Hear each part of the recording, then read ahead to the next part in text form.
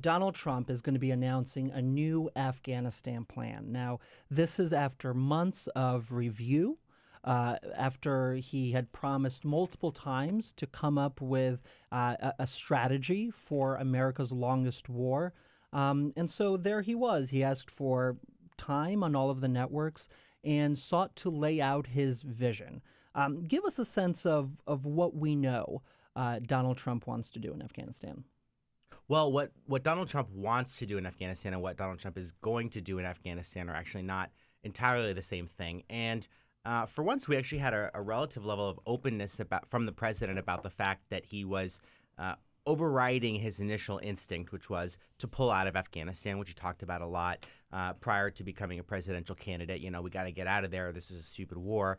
And that after being in the Oval Office, that sort of changes the perspective, and that he realizes now that pulling out hastily would create all kinds of problems, namely continuing to have a safe haven for terrorist groups that could threaten the U.S. So the new strategy, as you point out, it looks a lot like the old strategy. It's essentially a continuation of the status quo. No big expectations that we're going to have some immediate breakthrough where there's peace with the Taliban tomorrow or we defeat, the Taliban in Afghanistan. But essentially trying to maintain some presence there, keep this as a low-level conflict that can be contained without investing some huge new amount of U.S. troops that could further embroil the U.S. into this war. So currently there's about over 8,000 American troops in Afghanistan. They're tasked with helping the Afghan forces fight the Taliban, but also which controls half the country?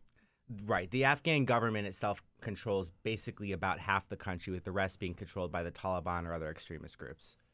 And the American theory here is that if the Afghan government falls, then it really becomes a base of operation not only for the Taliban, which is mostly interested in governing Afghanistan, but also for al-Qaeda and other radical groups which have ambitions externally to terrorize the world. The president, this is President Obama, surged American troops to 100,000 during his maybe first year in office. Now we're down to 8,000. The question I think a lot of people asked when they heard this Trump strategy of sending some small number of troops, 4,000 maybe troops to Afghanistan, is if 100,000 American troops couldn't. I mean, they did, to be fair, they did push back the Taliban when they were there. But then, of course, once they withdrew, the Taliban came back. But if 100,000 American troops couldn't solve the Afghan problem, what will, 12,000 in total American troops be able to do under Trump?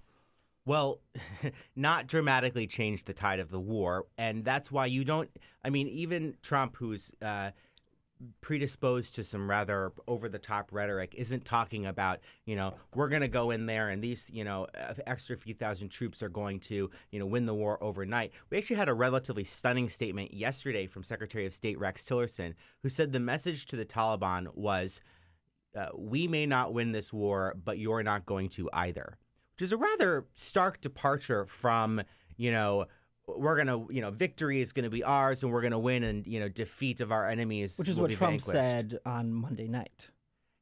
It is, but I think even for Trump, we did not hear the same level of we are going to defeat the Taliban and vanquish our enemies that we hear about, for instance, the Islamic State group. And I think that's an acknowledgement that if the U.S. is unwilling to invest 100,000 or more troops, even more than what Obama did, which Trump is clearly not, and which I think probably a lot of people, a lot of progressives agree is not a great idea, then the goals and what's achievable needs to be curtailed. So he's sending more American troops into Afghanistan without any kind of clear strategy of what success looks like. I guess it's containment of the Taliban and eventually bringing them to the negotiating table. But if you are an American service member who's about to deploy into Afghanistan, what does it mean for you to take on that mission under the guise of we're probably not going to win? I mean, why are you going into Afghanistan, putting your life on the line when your government is telling you you're probably not going to win. That victory is really not what we're looking for, that we're looking for some kind of containment, maybe, hopefully. Well, I think this has to do with looking at, what are the objectives of Trump's foreign policy, and they aren't really, spreading democracy around the world as Bush wanted to do when he was in Afghanistan. It is to minimize the risk that all of these other countries can be used as, launching points for attacks on the U.S. So if we are containing, the Taliban and the threats to the Afghan government, then it's possible that we can also contain the ability of, for instance, the Islamic State affiliate that has now gained a foothold in Afghanistan to use that as a launching base. You make it harder for our enemies to exploit Afghanistan, even if you don't make it entirely impossible. I mean, there's all kinds of areas in the world. I mean, particularly in areas of Africa where you have powerful terrorist groups that have all kinds of ambitions locally, internationally. If the argument is we have to have American troop presence in order to contain that threat, why aren't we then sending American troops all over the world? Well, Afghanistan has, first of all, we are. I mean, Okay. the U.S. is conducting counterterrorism operations, in Yemen, Somalia, Pakistan, Afghanistan, Libya. I mean, you name it.